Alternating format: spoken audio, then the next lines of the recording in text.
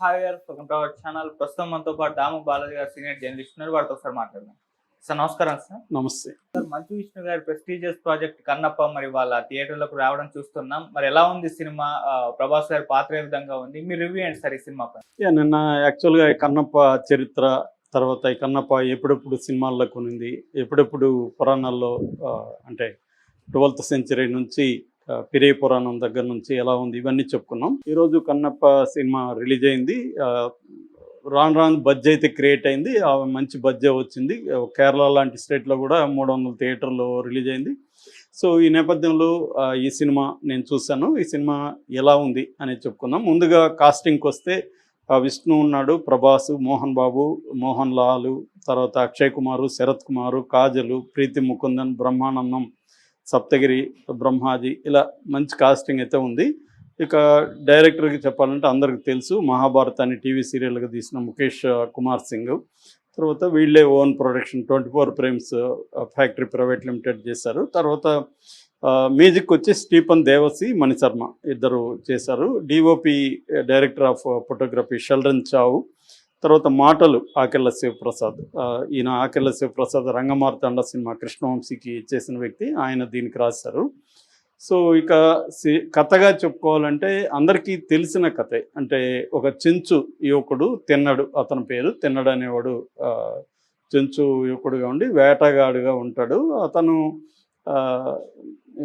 ఒక నాస్తికుడుగా ఉంటాడు. నాస్తికుడిగా ఉండి తర్వాత అక్కడున్న వాయులింగం, కాళహస్తి దగ్గరలో జరిగిన కథ ఇది. వాయులింగం కోసం ఎట్లా అతను బాధపడ్డాడు. తర్వాత శివుడి టెస్ట్ చేయడానికి అతను కళ్ళు టెస్ట్ చేయడానికి చేయడం, ఆ కళ్ళు తీసేయడానికి ట్రై చేయడం, ఆ నేపథ్యంలో జరిగిన కథ ఇది. ఎందుకంటే ఇది ఫోక్ టైలు. మామూలుగా ఫోక్ టైల్స్, జానపద గాథలు అనేవి 2 రకాలుగా ఉంటాయి. ఒకటి భక్తి గాథలు, 2 జానపద వీరగాథలు. సో ఇది నిజానికి భక్తి గాథ. దీన్ని ఏం చేశారంటే వీరగాథగా చేసేసారు. అంటే ఒక వీరుడైన కన్నప్ప, మామూలుగా అయితే hunter Kannappa becomes warrior Kannappa. అంటే ఒక ట్రైబ్ కోసం ఒక వారియర్గా ఎలా మారాడు కన్నప్ప అనేది వీళ్ళు ఫిక్షనలైజ్ చేశారనమాట. సో ఈ కథ అయితే ఇది బేసిక్గా. దీన్ని స్క్రీన్ ప్లే పరంగా తీసుకున్నప్పుడు ఫస్ట్ హాఫ్లంతా గూడెంని ఎస్టాబ్లిష్ చేయడం, గూడెంలో ట్రైబల్ వివిధ గ్రూప్స్ మధ్య ఒకదానికోసం క్లాష్ ఉంటుంది. ఆ క్లాష్లో తిన్నప్ప పార్టిసిపేట్ చేయడు కొన్ని కారణాల వల్ల. దాని తర్వాత ఎలా పార్టిసిపేట్ చేస్తాడు. సో ఒక వారియర్ ట్రైబు, ఆ ట్రైబ్లో ఉండే వివిధ ఇది ఒక దీన్నంతా కూడా వీళ్ళు ఫిక్షనలైజ్ చేశారు. మామూలుగా జానపద గాథే, ఏదో జరిగిన చిన్న సంఘటన నుంచి అది పెంచుకుంటూ ప్రజల్లో పెరుగుతూ వెళ్తూ ఉంటుంది. ఈ కన్నప్పది కూడా అలాంటిది. ఒక భక్తుడైన కన్నప్ప కథని భక్తితో దాన్ని పెంచుకుంటూ వెళ్ళారు, శివభక్తితో. దాన్ని అనేక చోట్ల అది వెళ్ళింది కథ. దీని సినిమాలో 1938లో ఫస్ట్ టైం తమిళ్లో వచ్చింది. అక్కడి నుంచి సినిమాలు చాలా వచ్చాయి, హిందీ, కన్నడ, తెలుగు అన్నిట్లో వచ్చాయి. సో ఇలాగ వీళ్ళు ఏం చేశారంటే తిన్నడు స్టోరీని ఫస్ట్ హాఫ్లో చెప్పుకుంటూ వచ్చారు. తిన్నడు నేపథ్యం ఏంటి, అతని ప్రేమ కథ, అతని ట్రైబ్స్, ఇవన్నీ ఒక తిన్నడి ప్రపంచాన్ని ఒక యాక్షన్ ఎమోషన్ డ్రామాగా చెప్పుకుంటూ వచ్చారు. రొమాంటిక్ ఇవన్నీ యాడ్ చేసుకుంటూ. సెకండ్ హాఫ్లో ప్రధానమైన కథని చెప్పుకున్నారు. జనరల్గా ఇండియన్ సినిమాల ఫార్ములా కూడా ఇంతే.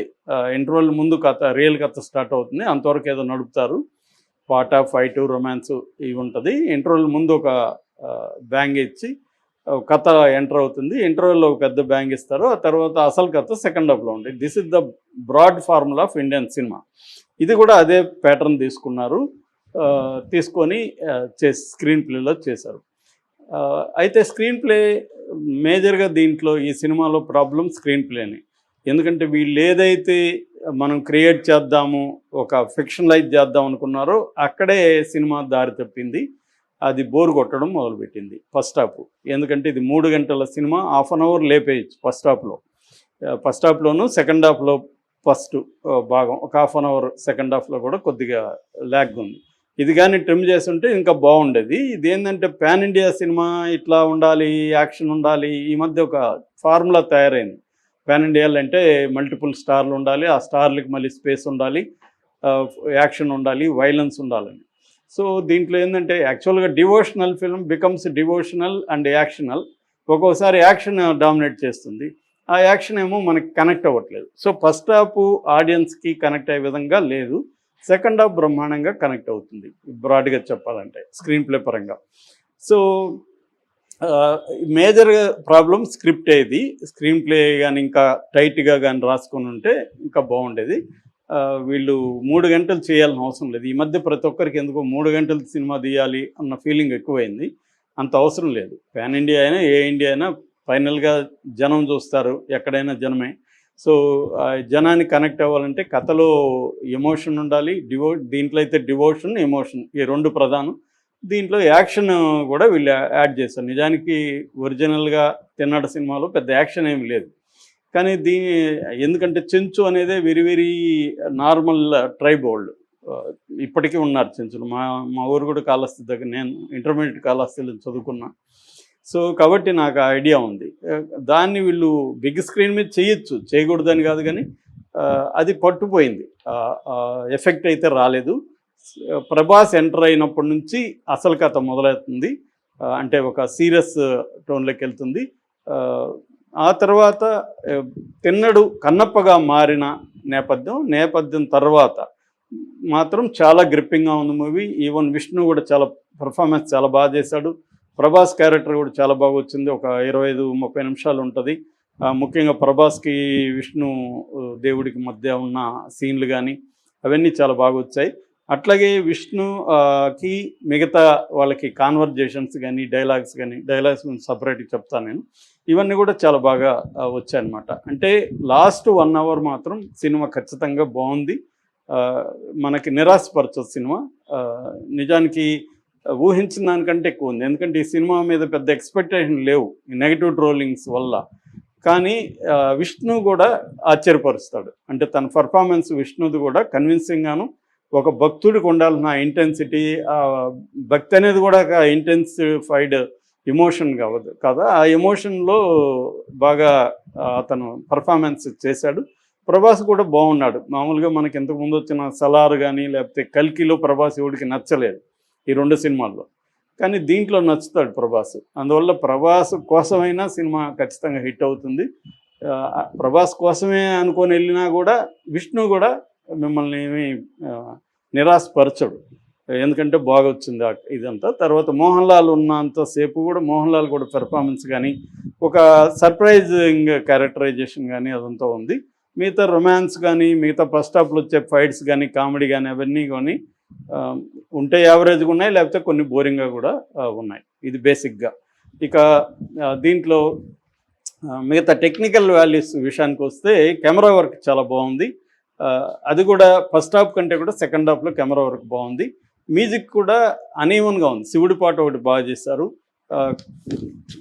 సెకండ్ హాఫ్లో మ్యూజిక్ కూడా గ్రిప్పింగ్గా ఉంది. ఫస్ట్ హాఫ్లో మ్యూజిక్ కూడా అంత ఎఫెక్టివ్గా లేదు. ఇంకా బాగుండొచ్చు మ్యూజిక్ గాని ఉంటే ఇంకొంత ఆర్డినరీ సీన్ కూడా హైలైట్ చేసి ఉండొచ్చు. ఇక దీంట్లో ప్రధానంగా నాకు నచ్చింది అయితే డైలాగ్స్. ఆకెళ్ళ శివప్రసాద్ ఆయన ఇంతకుముందు చాలా నాటకాలు,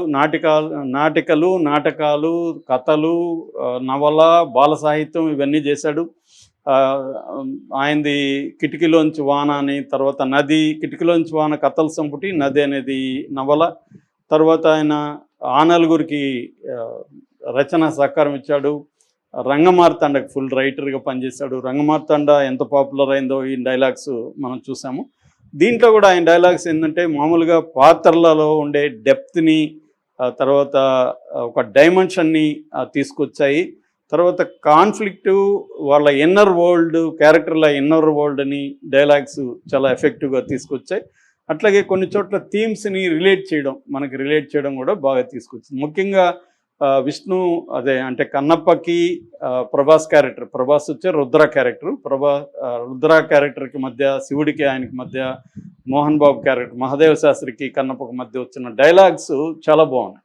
అవి కొంత లెంగ్తీగానే కొంతమందికి అనిపించవచ్చు, కానీ ముఖ్యంగా ఏంటంటే ఇది ఒక మోడర్న్ ఒక గేమ్ లాగా, వీడియో గేమ్ లాగా ట్రై చేశారు తీయడానికి. అందులో డైలాగ్స్ వల్లనే మనకి నేటివిటీ ఫీల్ వచ్చింది. ఓవరాల్గా మనకి పిక్చరైజేషన్లో, లొకేషన్లో నేటివిటీ ఫీల్ లేదు, కానీ డైలాగ్స్ ద్వారా ఇది మన దగ్గర జరిగిన కథ అని చెప్పడం, రిలేట్ చేయడం అనేది డైలాగ్స్తో ఆకెళ్ళ శివప్రసాద్ సాధించినట్టుగా మనం చెప్పుకోవచ్చు.